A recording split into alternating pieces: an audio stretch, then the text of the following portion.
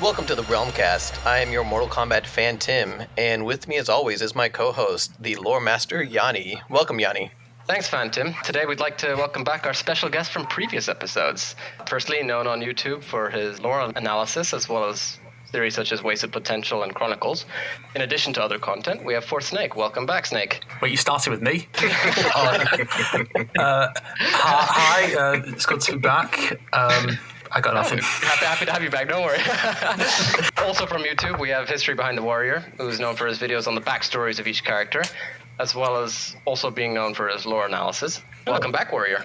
Well, thanks for having me on. I really had a lot of fun last time, and I appreciate being back here again. And of course, this is a really fantastic opportunity for any listeners as well, because I know for a fact that me and Fourth Snake have never actually featured in a video before. And as we are in the similar spectrum, this is actually a really good opportunity for us to interact, talk, and maybe see some stuff from both sides, because understandably we talk about the same subjects and topics, but have a different eye for our perspectives on the Mortal Kombat universe and series. So thank you for having me on and making this opportunity, giving us this opportunity to chat, talk, all things Mortal Kombat related, especially with Aftermath here. Very happy to have you on.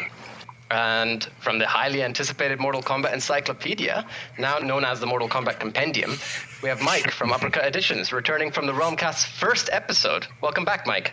Hey, thank you guys for having me, and thank you for this opportunity to, I guess I'm going to piggyback off of HistoryBehindTheWarrior, because we've been talking to these guys, both him and most recently Snake, regarding this stuff, and we love the folks that are doing the lore, because we're in the same boat, and it's why we do it. So I appreciate the opportunity to kind of discuss this type of stuff with these guys. So thank you. I'm glad to have all of you guys. Thank you so much. So before we begin, I would like to give everyone the chance to introduce yourselves a little bit more and kind of your history with Mortal Kombat, because there's a lot of listeners out there that may not be familiar with each of us.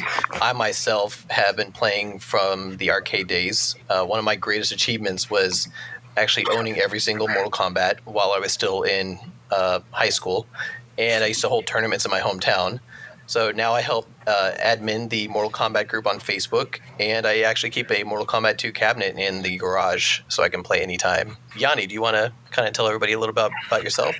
Yeah, sure. I've been a fan of Mortal Kombat since pretty much the first game. Came heavily invested in the lore as the series progressed. I still remember having, I think it was, Sub-Zero outfit that I used to dress up in as a kid.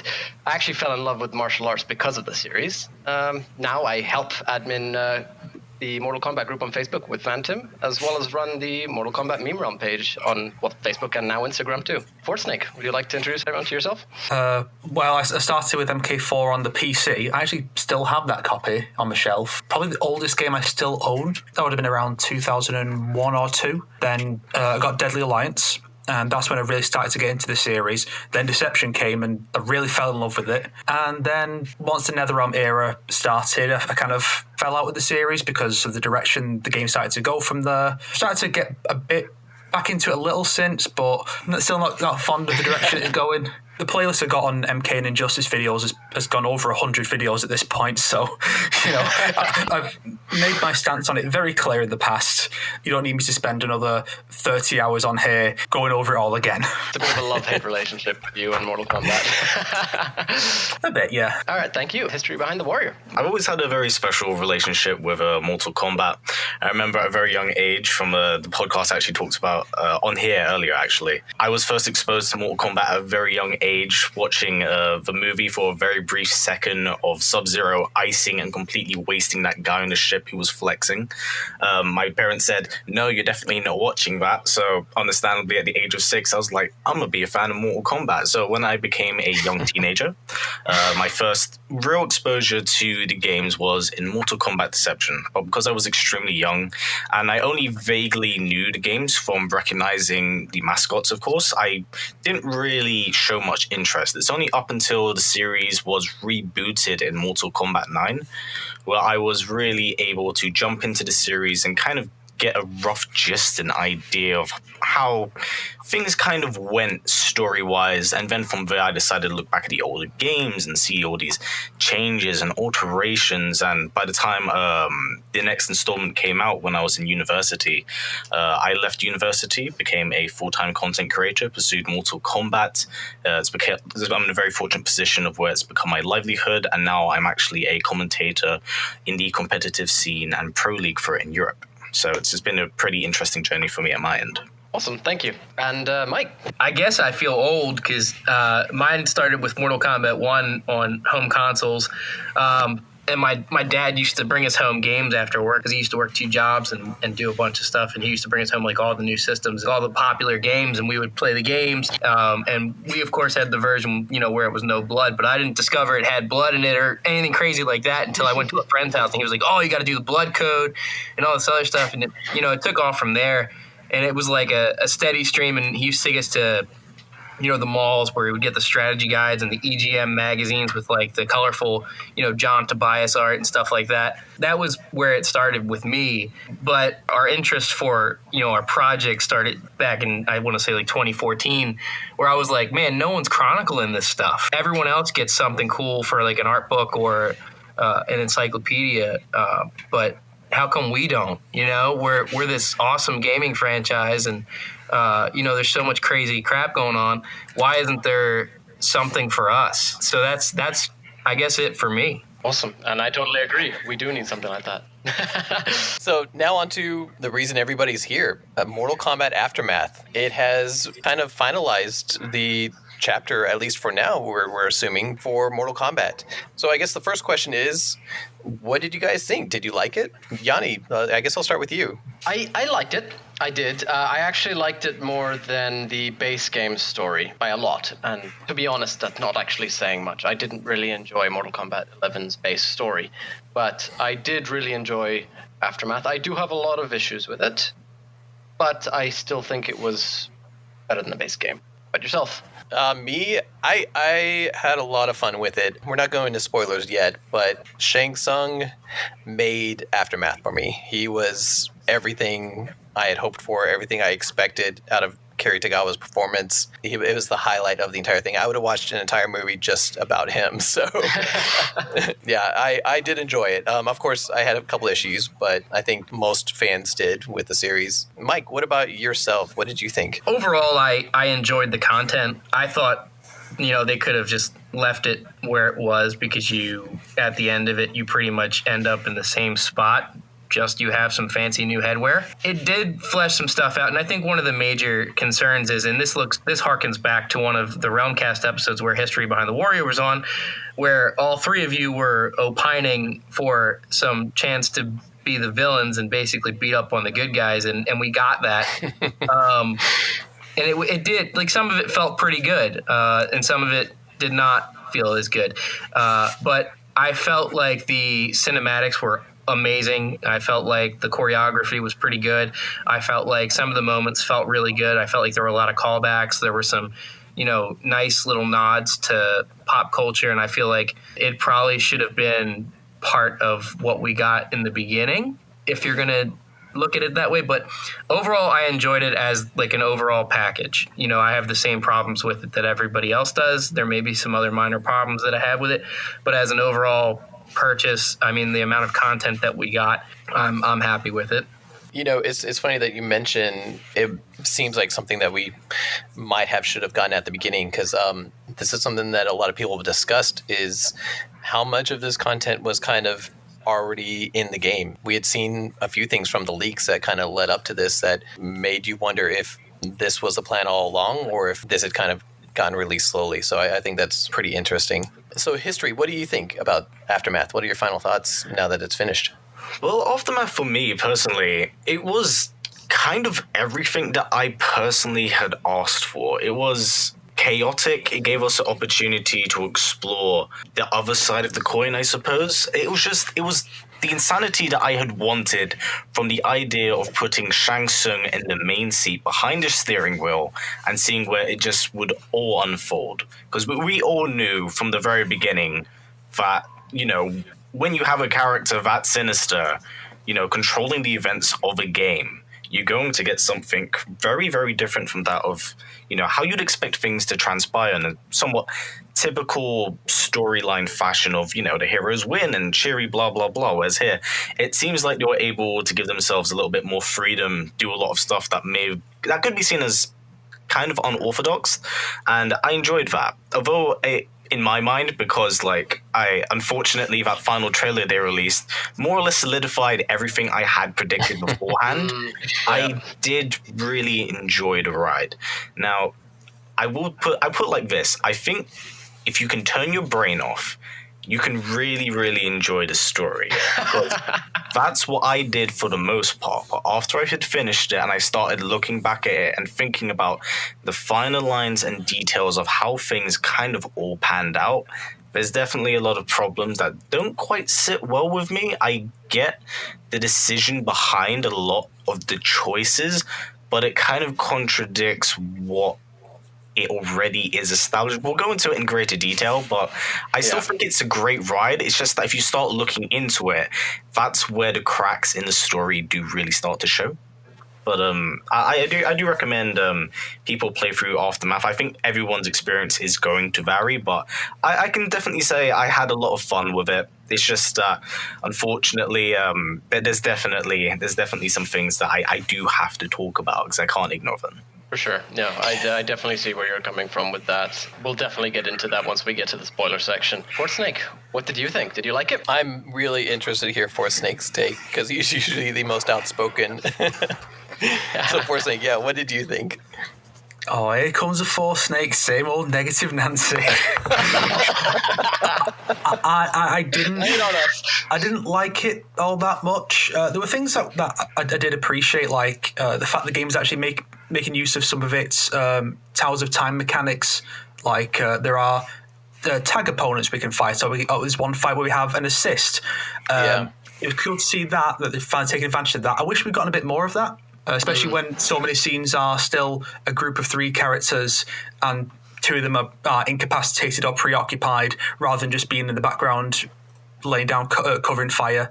But it's a step in the right direction. As far as what the actual plot was, I felt like it didn't need to exist because of the way it ends, and it felt kind of pointless. Obviously, we'll get more into that later when we actually discuss the spoilers. And of course, there's the big thing, the big problem with it, which, I did a video on it already, so... That is definitely in the spoiler section. Done lots of videos on it, and I like some of the little bits of fan service, though, like some of the callbacks, particularly in the Fujin chapter. I thought some of those were nice little callbacks, and so when I got to that part, it felt like there was a bit more love for MK being shown there than we got in the main campaign.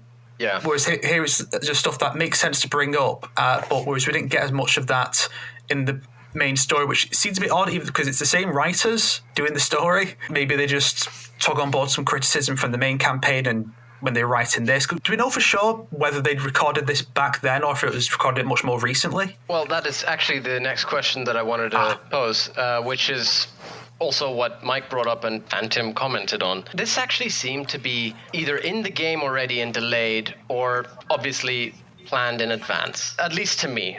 What do you guys think? I can't solidify or say that I know because I have gone to NRS and I've seen their studios and they've taught me through the procedure of how they do all the motion capture, how it's done all in-house with the scans and stuff like that. So I can't really confirm anything because I don't really know anything properly, but I do feel like it was all done post-release.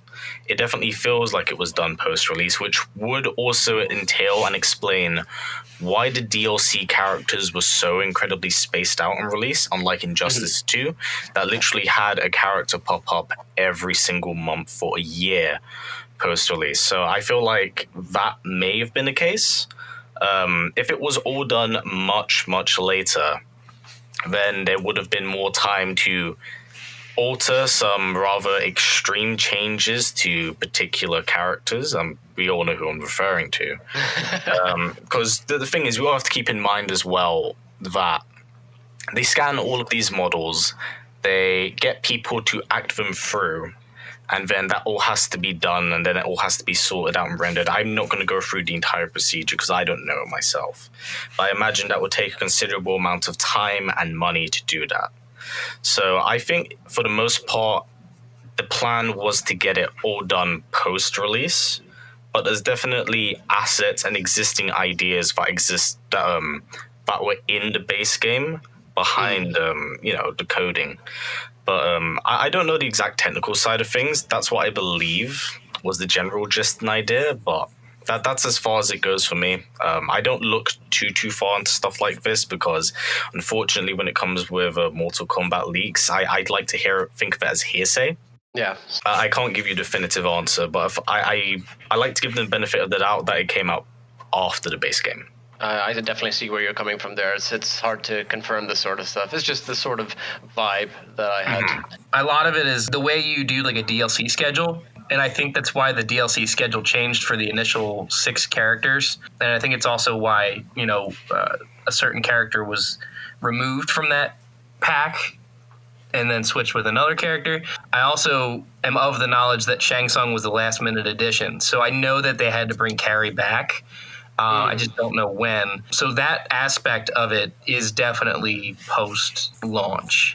I do feel like the story structure, however, the script, if you will, and some of the base ideas and some of that stuff was probably done before they launched the game, because we see some aspects of that, when I guess there was like screenshots of the old select screen floating around and stuff like that. It's kind of the same now, but I think a lot of the framework was done before that. But I know, like I said, they had trouble getting Shang in the game and getting that all ironed out, and that was a big get for them, and that didn't happen until pretty close to when they launched. It's like what History Behind the Warrior said. I mean, obviously there's some core concepts that were in place, but I do know that they some things came later than others, especially with Carrie. And you can tell because, when Shang came out, his voice is kind of low.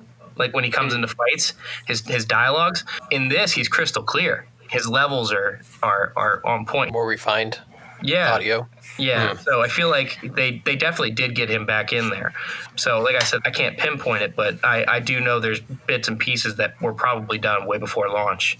All right, and Snake, what do you think? Well, I could go either way because there were some character intros that allude to certain plot points for this DLC. Like Shang Tsung mentions to Liu Kang that he sent him back, or even in the base game, the idea that Shao Kahn wasn't killed by Kitana, he survived. That was alluded to in a few intros. So it seems like at least the idea was already in place that they were going to do this expansion. And there's also some rumors, I recall around the time the game came out, that the story was supposed to be a fair bit longer. A few hours of story were cut for various reasons. So it's possible that this was intended to be part of that, and then they just moved it to be a DLC. But then there's also the fact that, I don't know if you guys noticed, but when Sonya shows up, she has no new dialogue, as if Ronda Rousey was unavailable and couldn't come back to do new voice work. So it could go either way. I feel like they probably at least had the idea they were going to do some more story. Like maybe they thought, well, we don't have time to do this before release, so we'll make that later on.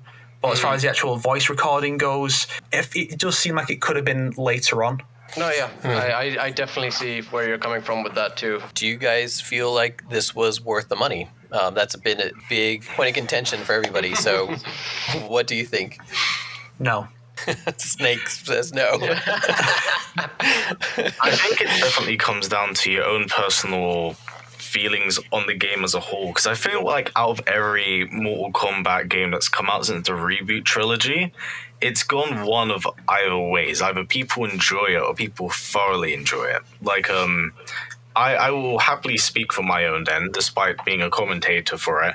I'm not fond of the change of gameplay style for 11 compared to how it was in previous iterations, even before the reboot trilogy. I feel like it's very different. And I feel like since that is the core base of what you're selling your game on, and if someone doesn't like it, there's without a shadow of a doubt that someone's not going to get that price tag. Like, if someone's buying an entire game just for one character, like, let's say if I bought the game just solely for Fujin, but I hated how the game played, that will probably dictate my entire experience with not only purchasing the base game itself, but the additional pass that came along. So it's going to vary. It's definitely going to vary from person to person, and you're perfectly entitled to not like the game or enjoy the game. It's definitely going to vary. I myself, for the price, because it's £35 in the UK, I definitely think I got my money's worth of the £35, because I will be getting my money's worth of it because I play the game on a regular basis anyway. But would I have wanted to have get it at a cheaper price? Yeah. I think if it was knocked down to even £30 or £25, I think that would be much better. I think 35 is a bit much, but I know personally for myself, I'm okay with it. I'm perfectly fine with it. For myself, I feel like for the amount of stuff that I received, characters, extra stages, we finally got friendships back, along with all the brutalities and the new finishers that have kind of been incorporated. I feel like it's money I would have spent, especially because I get to help support NetherRealm, and Mortal Kombat is a franchise that I kind of invest in. I'm putting my money into it because I want to continually see more product come out of this franchise. I mean, I'm going to say yes because of the sole amount of content we got as you look at it as a product, right? So we got a lot of content for the update for $40. But the one thing that kind of, I guess, still kind of bugs me a little bit is the fact that about 40% of that content was free whether you bought Aftermath or not. So you didn't have to buy Aftermath to get the friendships. You didn't have to buy Aftermath for the new stages or stage fatalities. You got those anyway. But it does feel like they maybe held back the coolest skins or the coolest gear to kind of utilize this as a sellable product. So, for instance, we got the Eternal Clash Pack, and we've been asking for Deception Sub-Zero for how long now? And God knows, like the next one, it'll probably be like UMK3 Scorpion and, Striker RoboCop or something crazy like that, knowing that people had to buy RoboCop to get the pack, so they can maybe start patching in DLC character skins, stuff like that. But besides the point, I do feel like a lot of the best skins are probably being withheld for the sake of this this $40 feeling more worth it for people. Now, would I have been fine with it being like $30, $20? Yeah, absolutely, because I feel like if there is more content to follow, you don't want to bleed your consumer audience dry or, set aside like any type of bitterness from people feeling like they didn't get what their money's worth, especially if like the next set of DLC is just like however many characters, what have you. But I personally enjoyed the story for what it was. I enjoyed the characters. I do find Fujin a little more difficult to play than I was hoping. And the skins are awesome. The new gear for characters like Scorpion and Noob Saibot and Shang Tsung are some of the best they've had. I myself agree with Fortsnake. I do not think it was worth the price. I say this as somebody who actually really had a good time and I'm continuing to have a good time with Aftermath.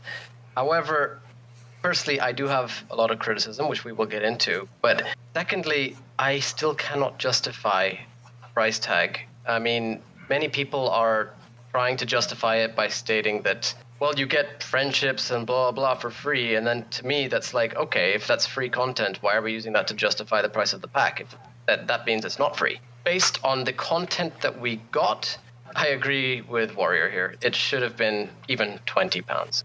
It does not seem like the content we got actually justifies 40 in any way. 35, 36. I really did have a good time with the game. I am loving playing Fujin. I mean, that's pretty much all I'm doing in my free time right now. But I still don't see how they could have charged this much.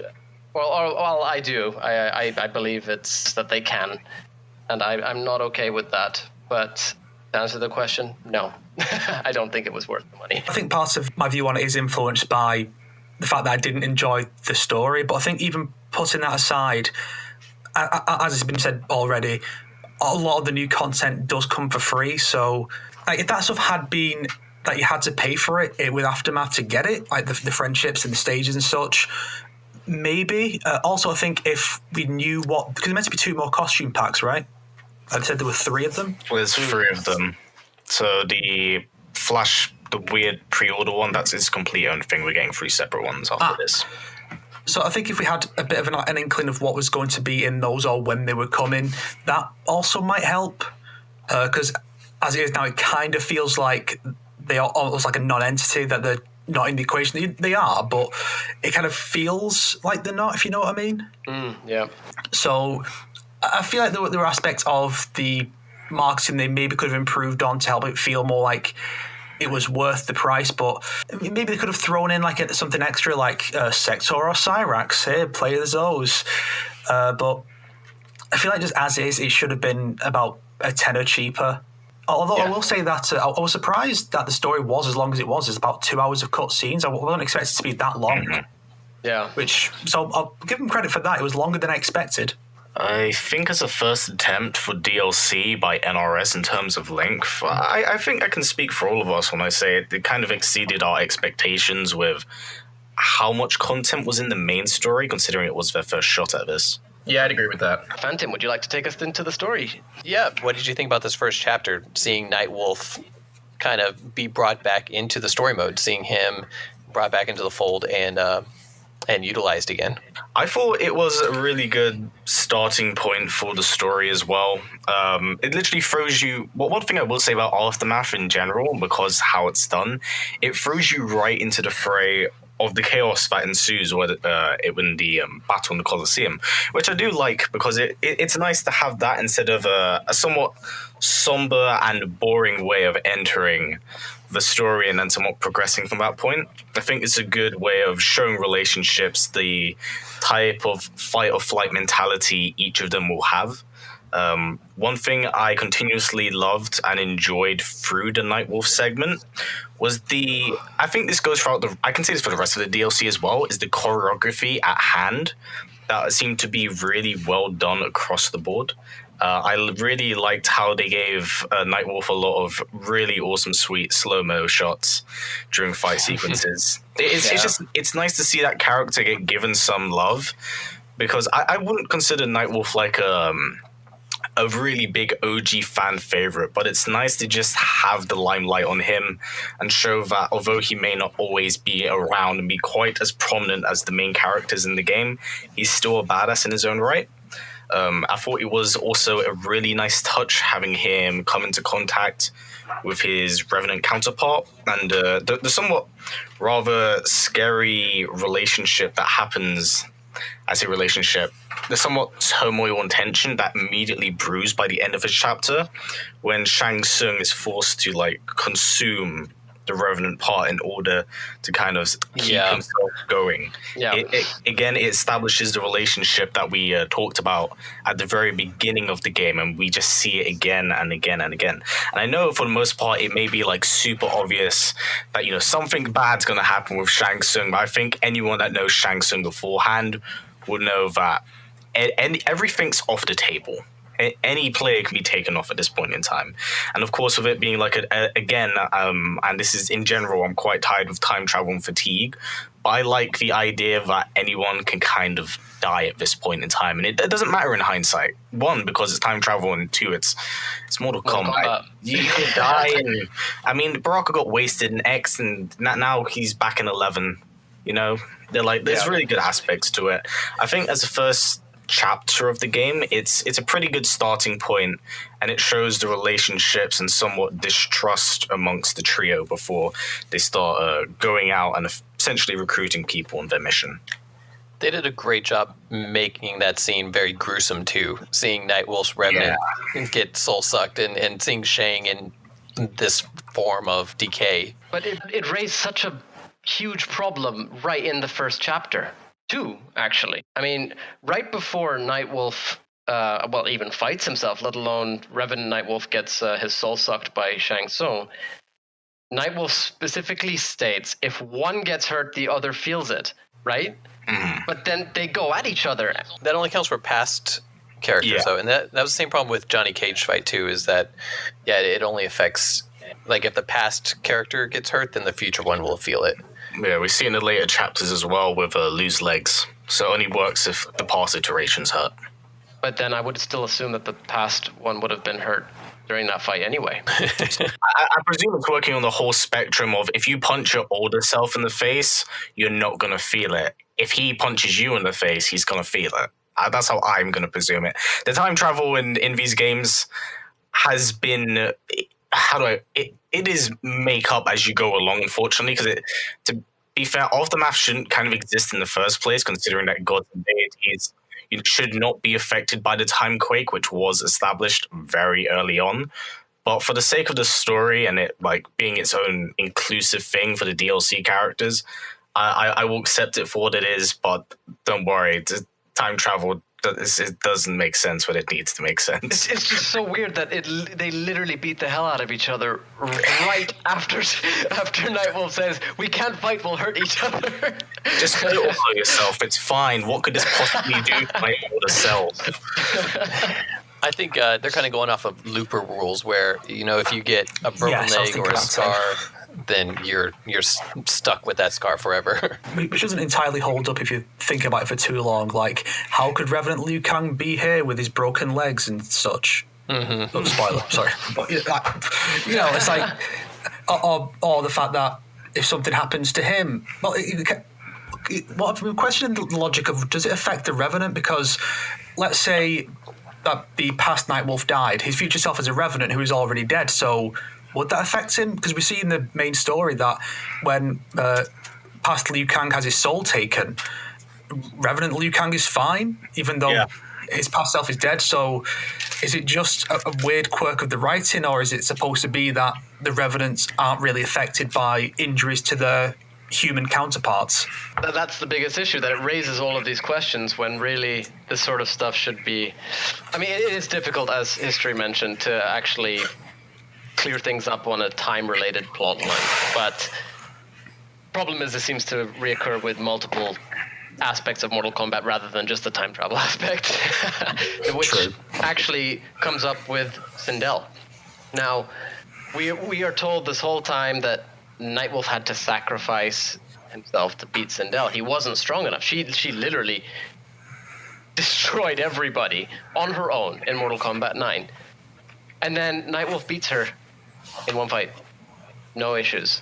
Oh yeah, in the Bone Temple. That's right. Yeah. Well, would the Revenant version still have Shang Tsung's soul? Because I think that's supposed to be why she was so powerful back in 2011. Yeah. Whereas with her death, his soul would have been freed. So that's why she's not as powerful. That's a very good point. Yeah. Continue off it from there. It's just like, outside of the whole villainous depiction of the character, Sindel never, ever in her canon, at any point in time, was ever depicted as some kind of god-slaying deity. The only reason she did as well as she did in MK9 was the fact that Shao Kahn literally pumped her with Shang Tsung juice. Not in that way before you go. It's too late. That is the only reason she was able to cause that much devastation. So, to me, in this game, they're basically holding her as like on this pedestal where she's the juggernaut and pretty much the equivalent. She's basically Shao Kahn's equal. That's how I feel like they have written her and depicted her, which is completely baffling to me. Now, I get the whole thing of, you know what, Nightwolf defeated Sindel, because I feel in my mind, at this point in time, we all have to somewhat universally accept that the Revenants are just weak, watered-down version of the human selves. It's the only reason, like, they've lost... Their win-loss ratio is horrendous at this point. So to me, I'm like, okay, I can kind of give that a pass. But then she's doing stuff that's literally ripping people apart with her voice and stuff, which she has, no offense to people who really enjoy Sindel, what she has no right in doing by any means at all. I enjoy Sindel. I actually enjoyed this rendition of Sindel for the story, but it's far from her character. There's aspects to her that just don't make sense, and she has no right being as strong as she is in this story mode. at all. Like, to me, that doesn't make sense at all, and it kind of diminishes not only how she was originally written or depicted, but also the strength and the significance of Shang Tsung's somewhat betrayal and sacrifice in MK9 against his will. I have a problem with that because it diminishes a lot of things. Again, it also brings into account, like, how strong is Nightwolf anyway? He shouldn't be dealing or having any trouble with anyone at this point if you can fight someone who's literally able to take on godlike deities, but I don't know, green energy, right? But I don't know. It's a problem for me. Like I said, there are things I like about how things panned out for Sindel in this story. I think it works for the story, but I don't like that it had to be at the expense of an already established character. Before we jump too far down the Sindel, the sideline, because I think we're all going to have a lot to say on that one. kind of going back to the beginning of this chapter, one thing that kind of bothered me at the beginning, Liu Kang pulls aside Fujin, doesn't invite Nightwolf to the secret conversation. And growing up in the extended media of Mortal Kombat, like Mortal Kombat Annihilation, Mortal Kombat Defenders of the Realm, all these additional things that they kind of tacked on that weren't actually canon, Nightwolf and Liu Kang were always pretty tight. So I thought that was interesting that they just left Nightwolf in the dust, which I guess it kind of makes sense in this new timeline. No, it was definitely weird, especially, I mean, to be honest, I love Nightwolf. I'm a big fan of Nightwolf. I do agree with history that he's never really been this fan favorite, but there are Nightwolf lovers, right? And it didn't feel too much like the Nightwolf that we expected, because he seemed a bit rash. And that's not something that I ever expected from Nightwolf. I always expected this sort of calm and wise character. Now it's to the point where Liu Kang is literally telling Fujin, hey, you can't tell Nightwolf this. Which, to be honest, is not even really expanded upon in any way. It's just implied later on, which is a bit of a problem. There's something I noticed, maybe I'm just crazy, but when the Revenants ambush our heroes, when the fire tentacle things are summoned by Liu Kang, was that from an amulet? It looked like Shinnok's amulet, which I couldn't remember how it got back into Radiant's position, or if that would have matched up in that time. So it's actually a different amulet. I'm not entirely sure what it is. It's the first time I've been aware of an amulet quite like that in the Mortal Kombat universe.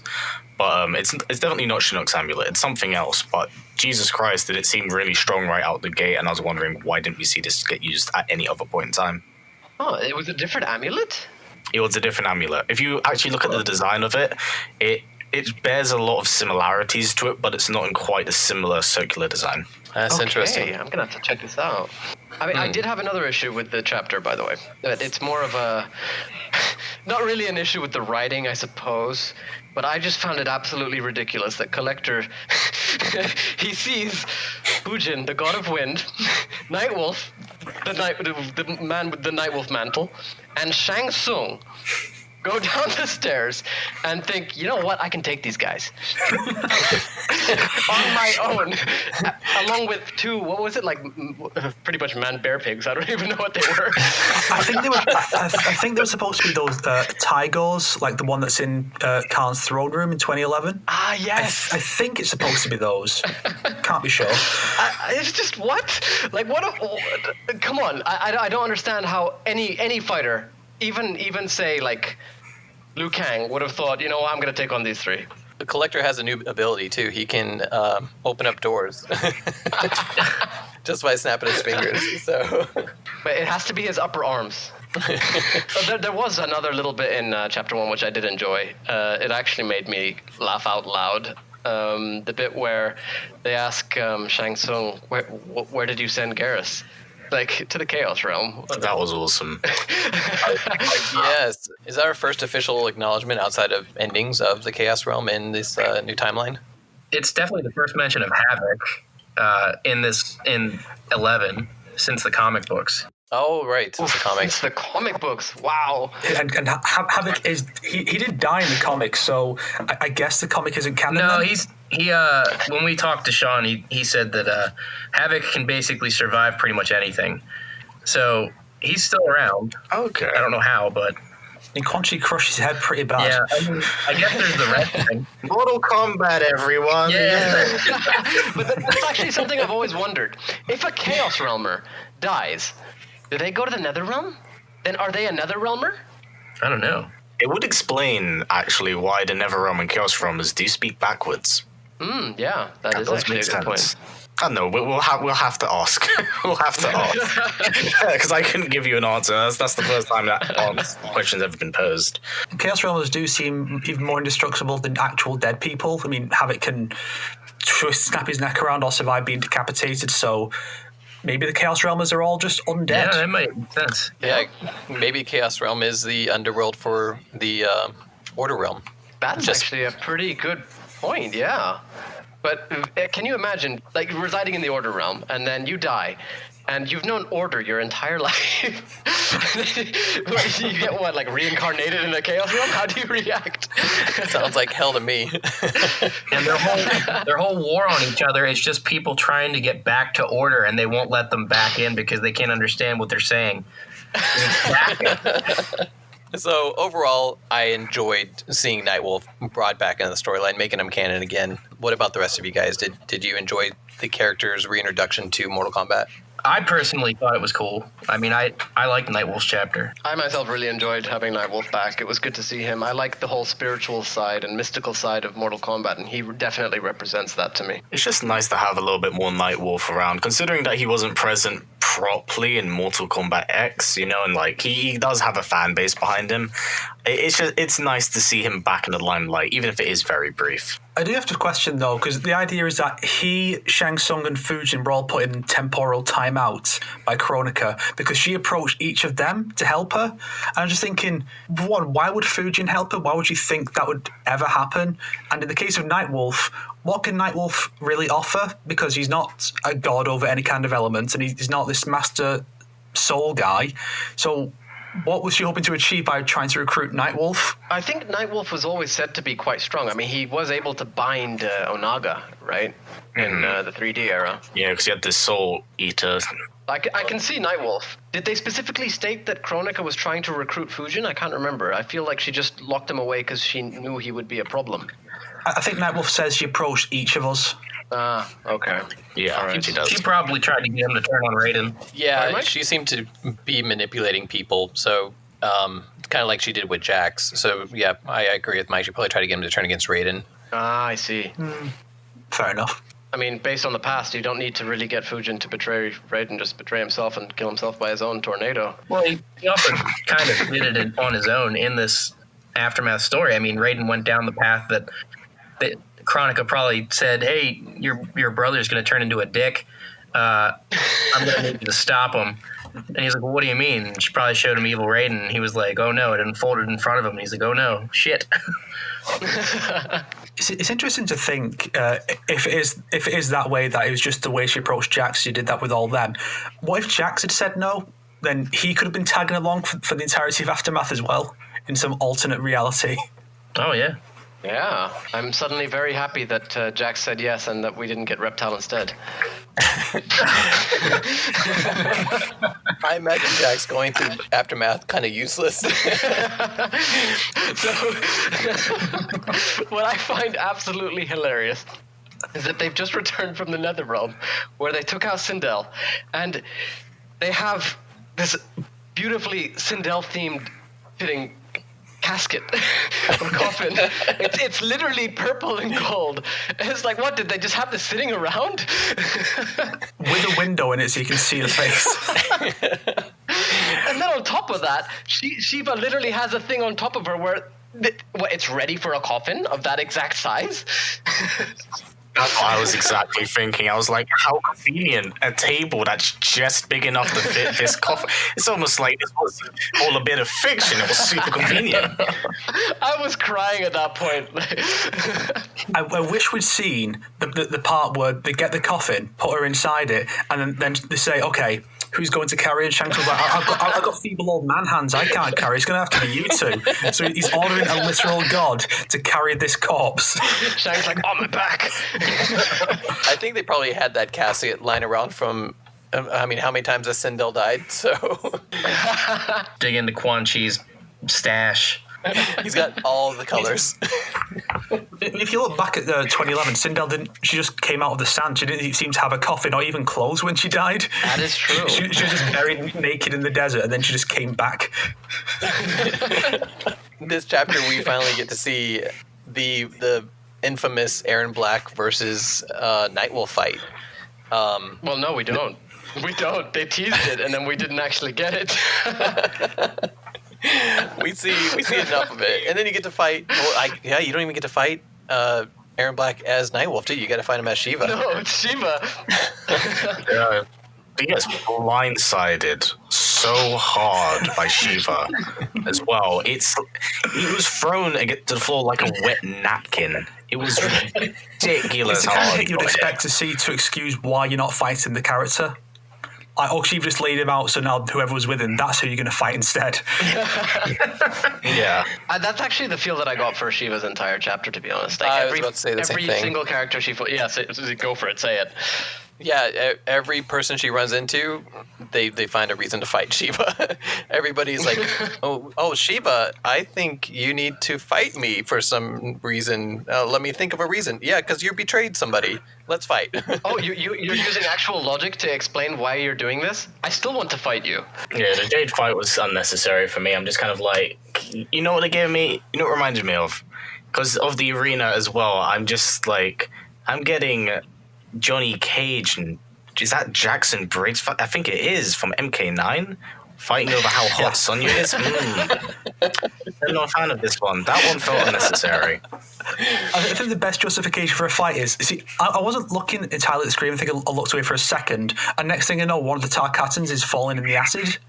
So I think he tripped and fell, and then It looks like he's tripping. He tripped and And fell. Baraka's like, it's your fault that. So I'm going to fight you for my fallen comrade, whatever his name was. I'm going to fight you now. What it straight up is literally playing on like any FPS game where you have a sideways dash and you accidentally step off the screen into the pit of death. That is effectively what had happened, and I was like, I can appreciate this. Just a few days earlier, I was playing Neo 2 and I dodged an enemy attack right off the edge into some water and died. And so I get it. I imagine this is where the PTSD starts to come out. Say. Now I really want an arm blade in Neo 2. But we did get Shang's face, like where everybody's like, ugh, and then Shang's just smiling, and it looks hilarious. He's so smug the entire story as well. I love it. He's such a pretentious ass. I think that's why, like, for me, he kind of stole the show because of just like how charismatic and snide he was the entire time. Even when he's in the wrong, he's just able to play it off really, really well. There is one very important point, which Phantom and I are very curious about. Baraka can somehow smell Shang Tsung. He doesn't seem to have a nose, first of all. As Ashoka. So apparently, Shang Tsung only shapeshifts visually, but smells like himself. And then Baraka, now we have this new discovery that Baraka has a nose. Then again, man, I don't imagine Outworld would ever sell anything like deodorant. So, it might be one of those things. But one interesting thing that I did want to bring up, and this may have gone over some of your heads because I didn't really think about it properly until just now. But have they somewhat redesigned the Soul Chamber to basically function as Outward's Jinsei? Yes. Considering its healing properties, it seems rather miraculous that they've just kind of had that sitting around for a while. Yeah, it's very interesting. I always assumed that the Soul Chamber itself would be something that would cause I expected a stage fatality in the Soul Chamber, not a healing fountain. Oh, yeah, imagine that. You throw the opponent into the chamber, and then a bunch of souls all come together and form a new Ermac. Oh. That would be cool. And then he falls into the pit as well. he slips like on a banana peel. Whoops! What he does, he tries to play Neo and dash sideways and falls.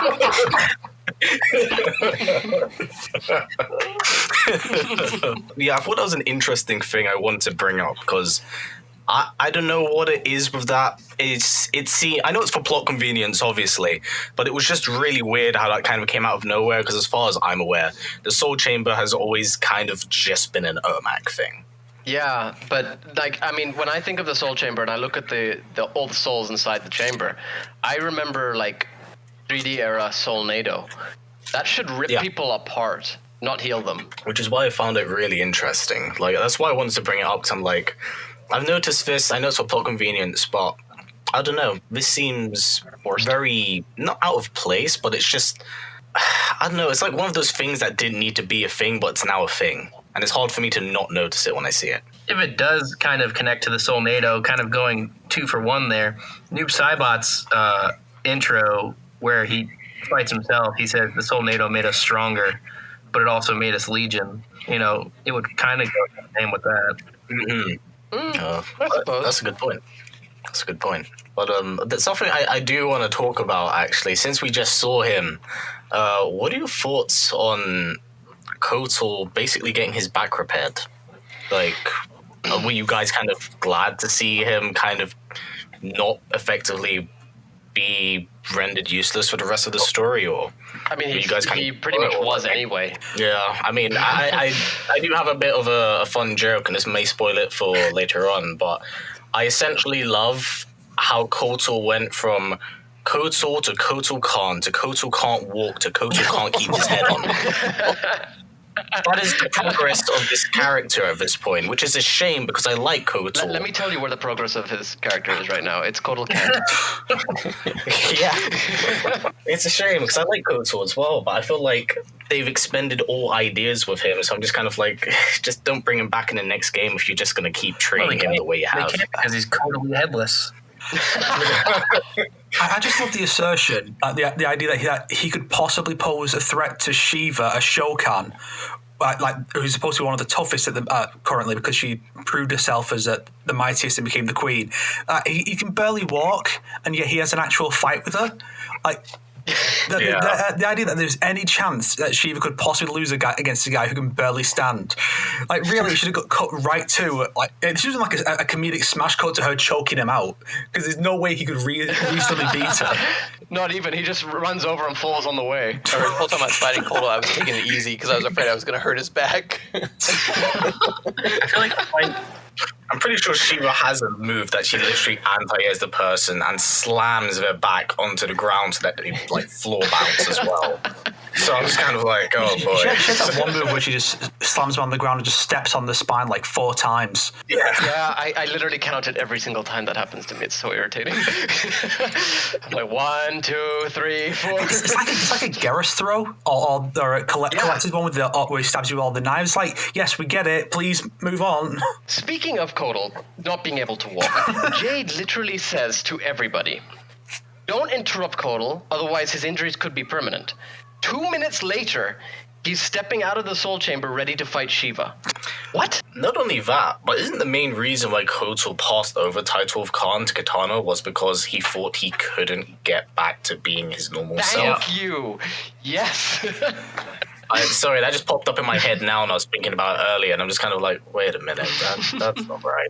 Don't get me wrong, on the Kotal rolling Outworld was kind of a shit show from MKX onwards, because he basically had issues with the people there, and it was clearly starting to show in his leadership, and Katana wanted to unite the people, so she's definitely better in that respect, but I'm just kind of like, it seems weird that now they found a reason just to undo that reason. Yeah. Also consider the timing of it, the fact that this is going on during the original, like the main game's campaign. Shouldn't he have been healed in time for the final battle and gone along with them? That's a great point because he actually. But he was in this timeline, but not in the original. Oh yes, you're right. I get where you're coming. Yeah, that's true.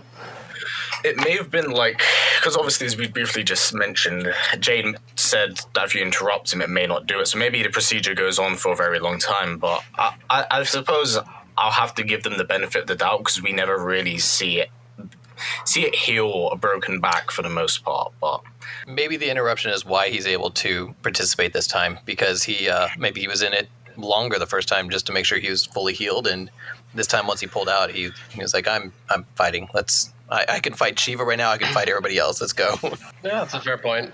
I totally get Kotal's hatred because in his backstory, I'm not sure if many of you are aware, but between this happened around the time of MK9, which is why Kotal completely disappears from Jade's life, is because Shao gets really annoyed at Kotal and basically throws him at Shang Tsung, and Shang Tsung experiments on him for like a horrific amount of years up until Shao's inevitable downfall, of which he's able to escape. Yeah, he does bring that up in this story as well. In the story, Yeah, there's some speculation that old timeline Meat is actually this timeline Kotal Khan.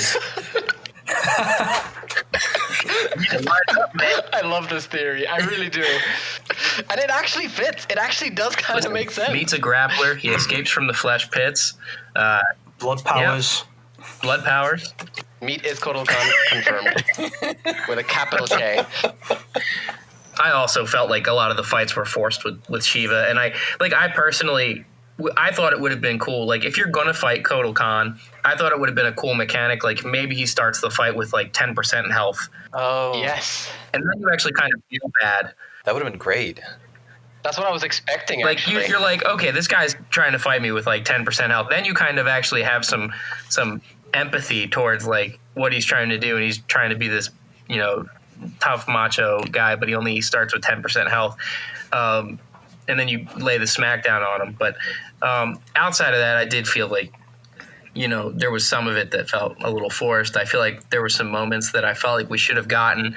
The Aaron Black Nightwolf fight was definitely a missed opportunity, especially with like the way it built up with them walking in there. And, a lot of it was I still felt like it was going pretty strong here, leading into this next chapter. You mentioned that, maybe if Kotal's health had started a bit lower, it would have been cooler. And Fourth Snake mentioned earlier, why didn't they use more modifiers? This would have been the perfect time to give Kotal a sort of health drain modifier. Yeah. Yeah, that's what I feel should have happened. Or, we could have completely, avoided the Kotal fight and just have Sheeva bitch smack him, and then we're in the same spot. But they got to give everybody a certain number of fights, right? I guess so. Which is weird because they upped the number of fights for this. Everyone has 5, which I was actually getting quite nervous in the Nightwolf chapter because thinking, so wait, is he going to fight Sindel or himself? Which one's it going to be? Then it turns out, it's both. And then everyone gets to have 5 fights, which is interesting, but sometimes it means that you have to contrive additional fights that really have no purpose existing, when honestly they probably could have reduced the number of fights per chapter and had an extra chapter. Who would you give that other chapter to, though? Anyone who's played on the base game but wasn't in the story. Yeah, I guess that's fair. RoboCop. Just kidding. There it is. You could kick him from the podcast. Kick him from this episode. You could do kind of like what I've been suggesting, because one of my ideas for how you could do the guest fighters for stories would be that it's Johnny Cage making movies with those characters. So you could do a chapter where Johnny Cage has made a Spawn movie, a RoboCop movie, a Terminator movie, and a Batman movie. Oh, that would have been cool. I never thought I'd hear you say this. I have to say. That would have made sense. That would have been like a pretty good way to do it. And then like he beats them all, and at the end he accepts like an Oscar or something like that. That would all be a dream sequence, to be fair. Yeah. That'd be quite interesting. Does remind me a bit of MK4 Johnny ending, I think. I saw that, Arnold. Only this time it's actually Arnold. Oh, man. I do appreciate the fact that present day Aaron Black actually gets some play now, because he appeared in 2 cutscenes and said nothing in the base game, but now he actually gets to do stuff. Yeah, that is cool. He has a pretty good line as he starts off. That intro was pretty cool. All right, so chapter 3. Just so everybody knows, I like to say Centrum instead of Centrion. So I will from now refer to her as Centrum. I like the part where Cabal falls down because Fujin blows on him. Fair enough. For me, overall, I would consider this probably my favorite chapter. Yes. It was nice to get the somewhat opportunity to play properly through the eyes of Fujin. I really liked, because basically Fujin became everything that I had wanted Raiden to have become. Yes. Because we learned much, like, the strongest aspect about Fujin's character is just how human he actually is despite his role. His moment with Jax was my favorite part of the chapter. It helped display his humanity as a character despite his role. And, you know, he doesn't take things quite as serious as Raiden does. He even goes out his way to, like, mock him, like, have a bit of fun and poke at him. And, you know, I thought that was really good for Fujin as a character. As someone who's really has been absent of it, I think it really helped to benefit Fujin as a whole. I thought as well, considering that I wasn't a big fan of the Jackie and Jax chapter anyway, this was a really nice way of redoing it. It redeemed Jax, as far as I'm concerned. It redeemed his whole story. Yeah, Yep. It did it far earlier, and I feel like that was really beneficial. It was a really kind of feels good moment as well. That it was Fujin that brought him back across, like really talked sense into him. So again, it helps benefit the character. I like as well the whole kind of group and team effort to take down Cetrion. I thought that was really cool. There's a lot of aspects of this chapter I like. There's the whole part where, because we saw it in the trailer as well, but I still oofed pretty hard when I saw it when Shang Tsung gets the cigar thrown at his face and takes arguably the meatiest of right hooks I've seen that Jax has ever given anyone. Yeah. So I really enjoyed. There's a lot of really good. There's a lot of really good parts of the story that I enjoyed. I especially really liked the fact that it was Fujin to like step in on Dark Raiden at the end as well and kind of says like, you're kind of being a dick, how about you don't? And the two do fight. Have a Snickers, Raiden. Yeah.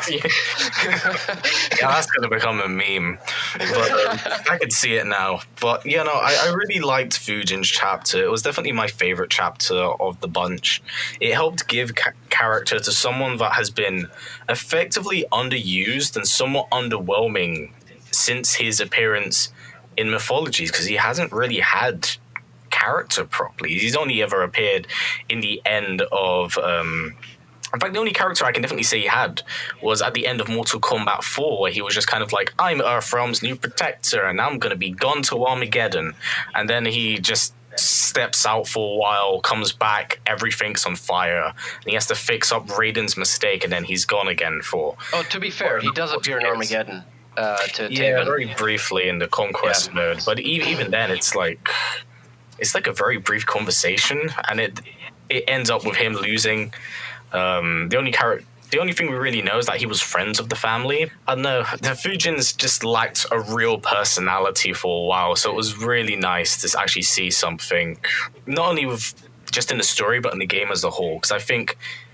Have you seen some of his burns to the people in the cast, by the way? Oh, yes. They're incredible. He calls Kano Su Hao. Just like... I did not see that one. That is amazing. Because what was it? He basically tells Kano, it's like, no one wants you here, be gone. And Kano effectively says, fuck off, Raiden Light. And he's like, yeah, sure, okay, Su Hao. I'm like, wow. He went there. That is beautiful. Whenever they first entered Shang's Island, you know, they made a reference to the monks that were Shang's loyal servants that had killed themselves. This entire... how many years I've played Mortal Kombat, I always thought those monks were White Lotus monks, and I was completely surprised. Same. It's a nice addition, and it also helps to the fact that Shang is actually sad to see them go, and is touched by their loyalty. It's one of the things that adds to his character. He's not just this scheming, sneering, evil bad man. He has some humanity to him, and that's something we can appreciate, that he actually has a bit more depth than one would expect. Sadly, I was also expecting the same thing when he passes by Goro's corpse, but he doesn't say a thing. Nothing at all. Which is weird, because that scene in general is quite good for the references and callbacks, like Jax has a go at Shang for locking him up years ago, and then you have Fujin and Bihan getting their rematch from Mythologies. Oh, I'm not too big on the whole. Yes. Let's roll it back. That Bihan didn't really beat Fujin. You just ran away or what have you. It's like when in Nightwolf's intro with Scorpion when he says, "I let you win in the tournament, thereby jeopardizing Earthrealm," because that is a thing that needs to be established now. That scene was generally good, but it's weird that Shang has nothing to say about Goro's death, and the fact that Goro's death isn't explained in any way still, even though we've got Sheeva, unless there's a new intro that mentions it, because I think she says that Kotal killed him, when in the comic he didn't. I believe that they didn't comment on Goro at all because of the problems that it could cause with inconsistency. There's an intro with Sheeva and I believe Baraka that's floating around. Baraka asks Sheeva if Goro became Onaga's vessel, and she says that it did, or Baraka says that it did. One of them says that he did, and I guess he almost destroyed Outworld until he was stopped. Well, that ties into what I was going to say, but I didn't expect it to go that far. Well, why wasn't that the plot of Aftermath? That sounds way better. Well, right? It's because it was supposed to be the MKX Series 2 comics, but they scrapped those comics because the first series didn't sell as well. Because they were bad. Well, But it didn't sell as well. I heard the sales were amazing. I have every issue. As far as I know, the comics actually sold amazingly. that's a shame. I was really hoping for more. It's possibly sold well, just not as well in comparison to Injustice, which sells gangbusters. Yeah. So I imagine that Warner Bros. Were expecting it to be that successful, but it just wasn't. So maybe they thought it's not worth still going with this. Gosh, that would have been a great storyline too to have seen, because that's always been a big question: is what happened to Goro? Yeah. Well, apparently he gets his arms back and then turns back into Goro, if we're to take that scene as canon. Oh, Nagoro. Sounds like a sushi. I mean, Onaga was bad enough with 2 arms. Imagine 4. Yeah, really. That would be a perfect vessel of 2 for Onaga, rather than having him take over Reptile. You take that back. Because you got a half dragon creature being inhabited by the Dragon King. Yeah, that's actually very true, yeah. Shokan are half dragon, so that... I wonder how that would have actually gone down. Now I really want that comic line. Just maybe find it a different writer from the first one, because the dialogue could be a bit cringe at times. Honestly, I enjoyed the comics more than I did MKX. Hands with a scorpion. Get over yourself. Oh, I think that's just a little...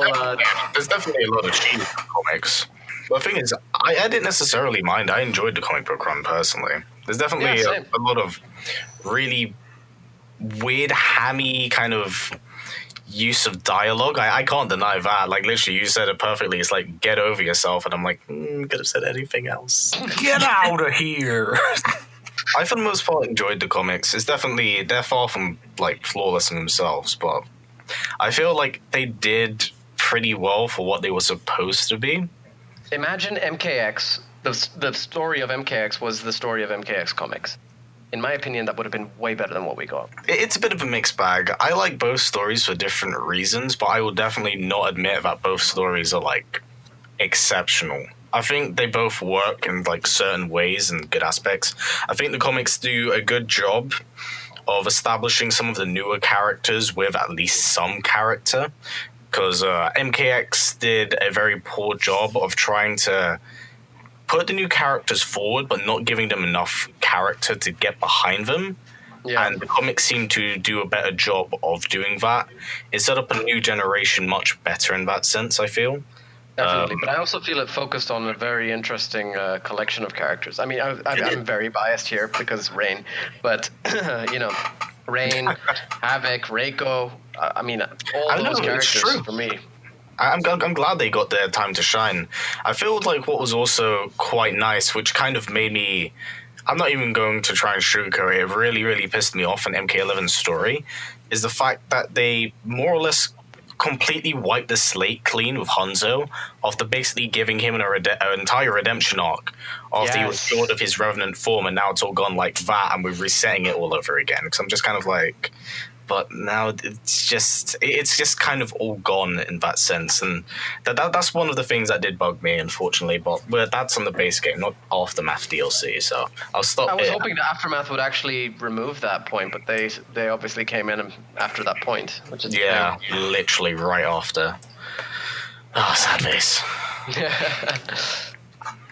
But it was very nice to see Fujin and Bihan get a sort of interaction. I always love the callbacks to the older MKs, but to have a callback to mythologies, for me, mythologies hold a special place in my heart. Like, I know the gameplay. I recently tried playing it again, and honestly, it just frustrated me to no end. But it's pretty janky. Yeah, but the story, I really enjoyed it. And, I mean, it was the birth of, in the series, of one of my favorite characters, Serena, you know? It was the inception of Fujin, and it's just so nice to see something like that get a reference in some manner.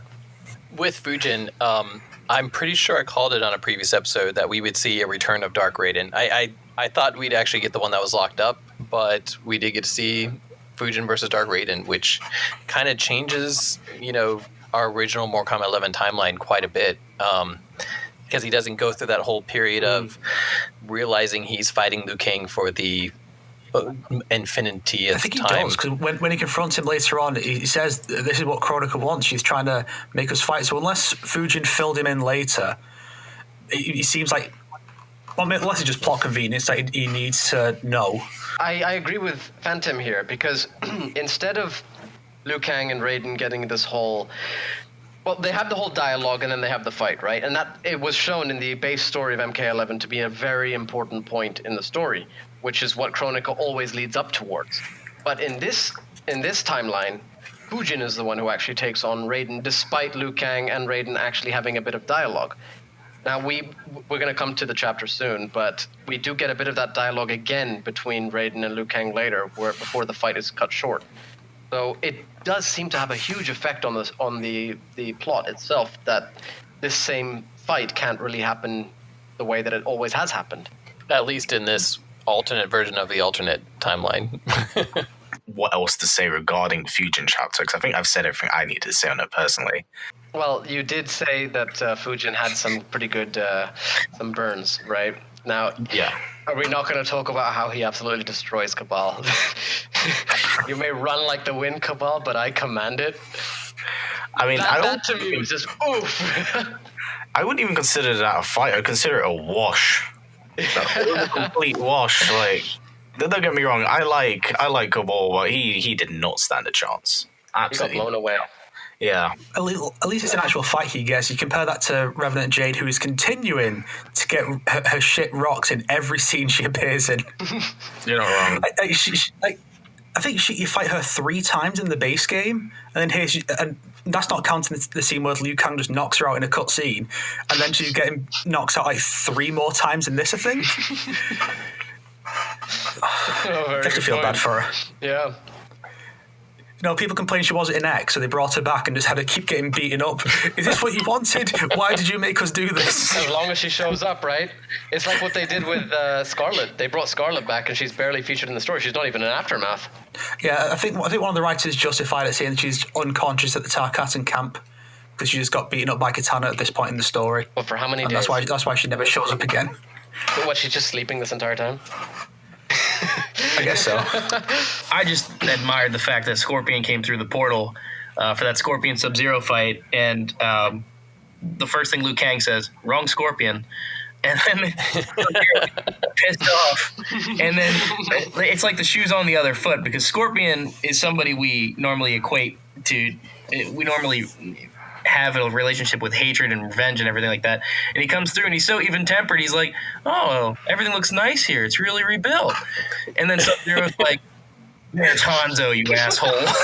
Like, shoot don't get the foot for the first time.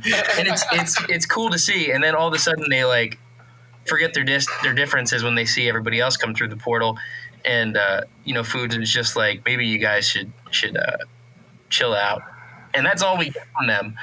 Seeing the team up on the two of them is great for Mortal Kombat 11, because that's something we haven't really had, We got a little bit of just them working together at the story mode versus the Cyber Ninjas, but besides that, this is our awesome team up. I think it would have been really cool if they'd avoided the fight in a very particular way, because the reason that fight happens is because Scorpion shows up, and when he's asked where Hanzo is, he says he's dead. He doesn't mention Devourer, so it ends up coming across as if he killed him. That's what Sub-Zero thinks. So I would have loved it if the portal just opened and Fujin or Shang just walked in and said, Devourer did it. There was something important from this chapter. We did sort of skate over it, but... We talked about how Sindel is bigged up to be this huge powerhouse, and how in this chapter, he actually is the one to take on Cetrion.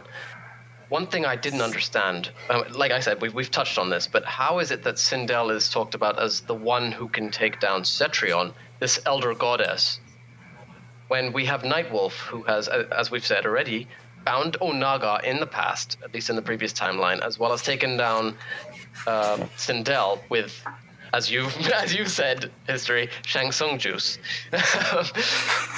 And then Fujin, a demigod, as well as Shang Tsung. How is it that Sindel is the one that they are relying on to take down Cetrion? Why is it that Sindel is the one who has the apparent power? Especially without the... because normally when a character fights Cetrion in the story, there's some kind of excuse, some reason why they're able to match her, like Jack. So Jackie has the crown, and Liu Kang is just him merged with Raiden.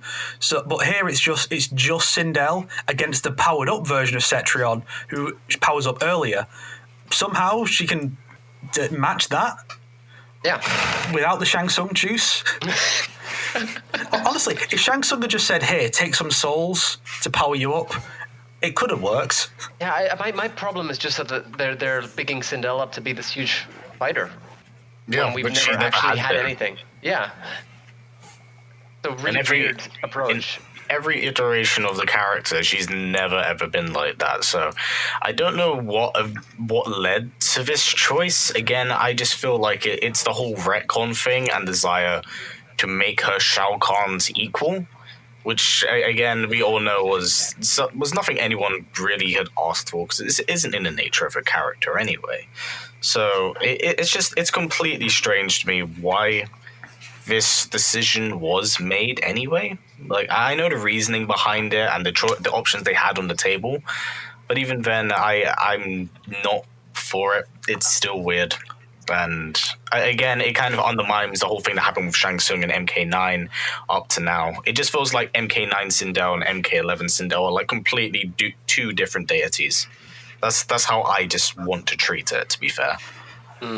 I hope it wasn't just something they added later to appeal to the people who really love this new girl boss Sindel who can kick ass and take names, like just to appeal to them. Like, oh yeah, she's totally tough enough to do that. I hope that's not a factor and it's just something they were planning before. But it would have been more interesting, I think, if we'd gone with Fujin instead. Not only because it's his chapter, but because it's Raiden's brother and Shinnok's sister fighting, because they had the epic clash in the past, and maybe they could have a fight that completely destroys Shang Tsung's island. Just something big and overblown. Oh, that would have been awesome. See, this is why I should be on the writing team. That sounds like some wasted plot potential, if you ask me. Start a petition. I want to be working there at NetherRealm to fix this. Due to the special nature and length of this episode, we have decided to split it into 2 parts. We will be posting the second part very soon, so keep an eye out over the next few days. In the meantime, you can visit our guests via the links in the description below, and leave us a comment if you agree or disagree with any of our opinions. You can catch up with all episodes of the Realm Kast on YouTube, Facebook, iTunes, and Spotify.